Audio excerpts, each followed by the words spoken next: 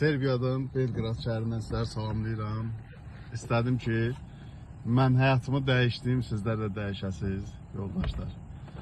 İlk dəfə TikTokda Musa qardaşgilin TikTok səhifələrində canlı yayımı görmüşdüm. İnandım onlara, gəldim Belgrada. Hal-hazırda Belgrad şəhərində kuryer işləyirəm. Bu icarəyə götürdüyüm avtomobildir. Bütün funksiyalar işləkdir. Bunlar çatdırılma.